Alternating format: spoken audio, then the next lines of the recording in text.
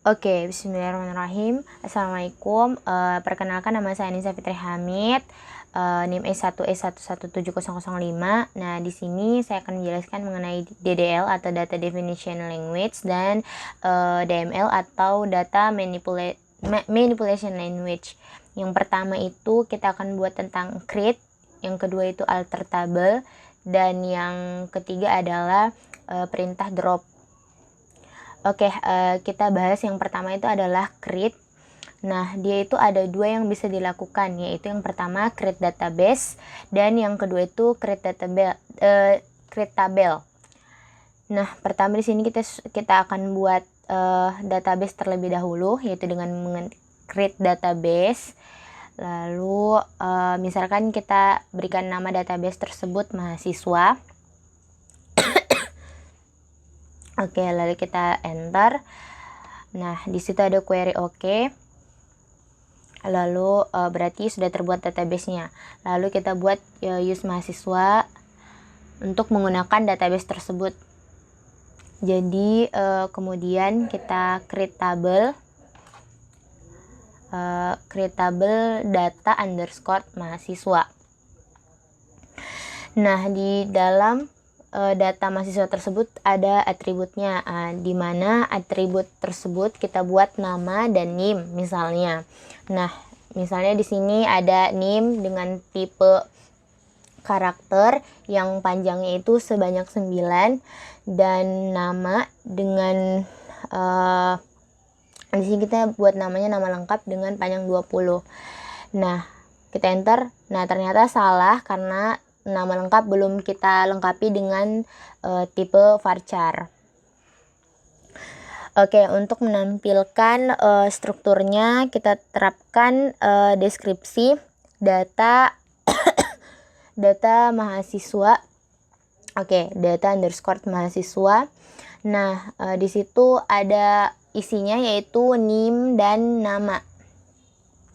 NIM dengan char 9 dan nama lengkap dengan varchar panjang karakternya 20. Nah, yang lakukan kita sekarang yaitu alter, yaitu dimana ini alter ini tuh banyak, tetapi dia tuh untuk lebih kepada mengubah gitu.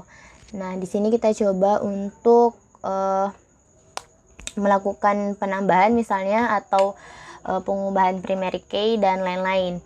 Nah, di sini kita bisa lakukan yang pertama itu untuk penambahan misalnya alter table data mahasiswa. Kita misalkan menambahkan, nah kita pakai add untuk menambahkan sesuatu atau field yang baru paling akhir. Misalnya kita di situ add jurusan. Nah, add jurusan dengan tipenya itu varchar dengan panjang karakter 20. Nah, oke. Nah, sudah query oke. Nah, di sini kita deskripsi. Kita lihat. Nah, di situ bertambah satu field yaitu jurusan. Tipenya varchar 20. Lalu misalkan lagi kita mau menambahkan field baru, misalnya kita bisa menambahkan field baru setelah nama lengkap. Misalnya kita bisa menggunakan alter table, kita ganti jadi add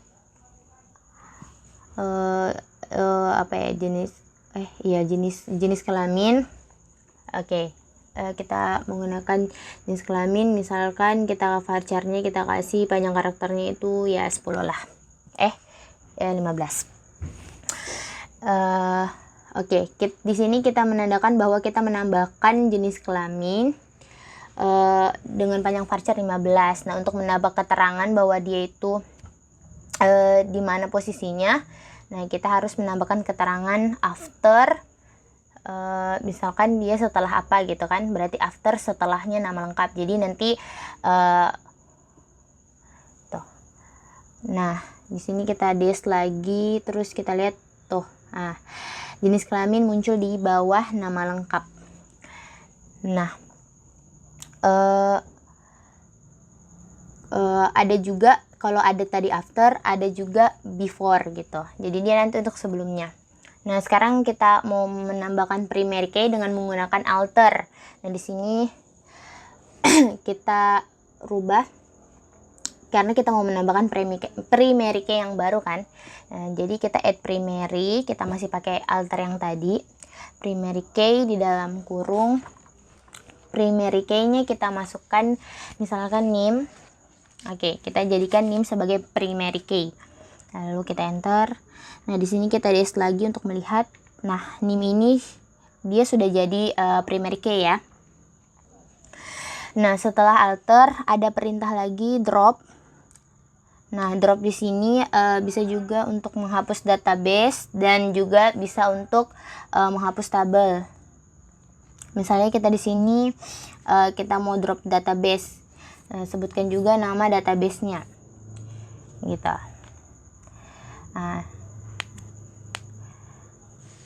Sedangkan kalau untuk drop tabel, kita tulis drop table dan tulis nama table apa yang kita mau hapus. Oke, sekarang kita masuk ke data manipulation language. Nah, data manipulation language ini dia berfungsi untuk menghapus atau mengubah data gitu. Oke, kita bisa lihat yang pertama itu kita melakukan penambahan. Nah, untuk penambahan kita bisa gunakan insert. Nah, kita coba insert into data mahasiswa. Values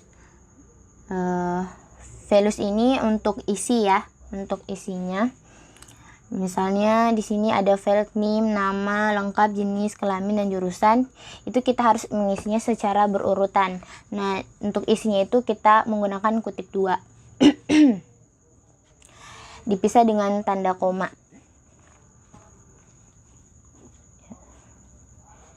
Nah, di situ kan ada 4 data yang akan dimasukkan ya. Misalnya kan urutan pertama itu NIM, kita isi dengan NIM kita. Terus yang urutan kedua itu ada nama lengkap. Oke, di situ oke.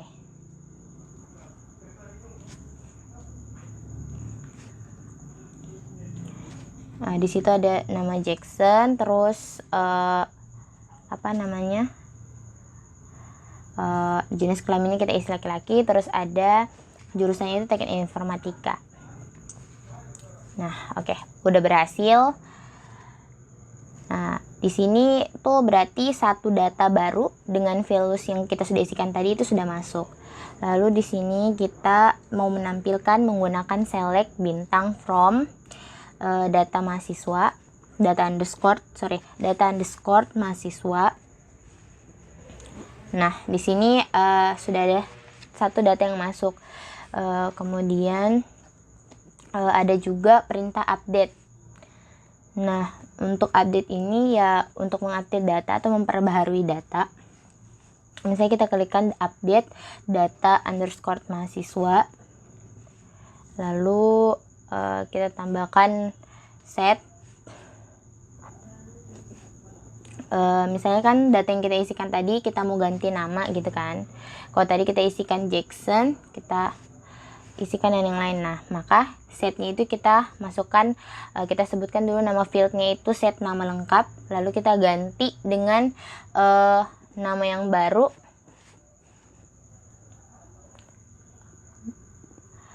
Kita gantikan nama yang baru.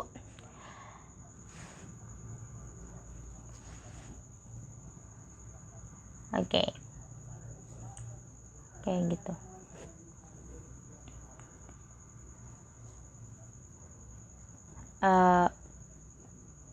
Di sini harus jelas ya yang mana yang mau diupdate. Misalnya kalau untuk nama lengkap kita harus menulis nama lengkap terus isinya. Nah, kita tambah keterangan where, di mana kita menggunakan field yang unik atau kita bisa juga menggunakan primary key. Nah, di mana hal ini bertujuan supaya data kita itu tidak berubah keseluruhannya Nah, oke, sudah berhasil. Nah, di sini kita lihat lagi. Nah, setelah diupdate namanya sudah berubah kan, yang tadinya Jackson Victory Purba dan sekarang sudah berubah hanya menjadi Jackson saja. Nah, setelah update kita bisa lakukan lagi fungsi delete. Nah, dia itu seperti namanya, dia berfungsi untuk menghapus. Nah, dia itu ada dua cara. Cara yang pertama itu dia untuk menghapus, tapi dia itu bisa jadi untuk menghapus keseluruhan. Nah, dia itu digunakan dengan tanpa menuliskan kondisi. Nah, di sini kita coba delete data mahasiswa, data underscore mahasiswa, where. Nah, di sini kita kasih kondisinya, misalkan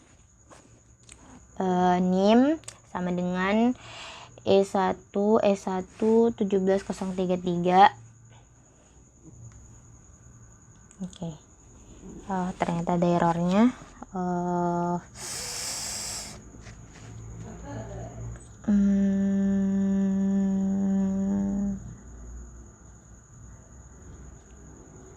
Oke. Untuk from data mahasiswa yang kita lupakan. Kita lihat. Oke. Nah, di sini datanya sudah kosong ya, karena tadi kita sudah menghapus. Dan setelah dihapus karena datanya sudah hilang. Oke, terima kasih.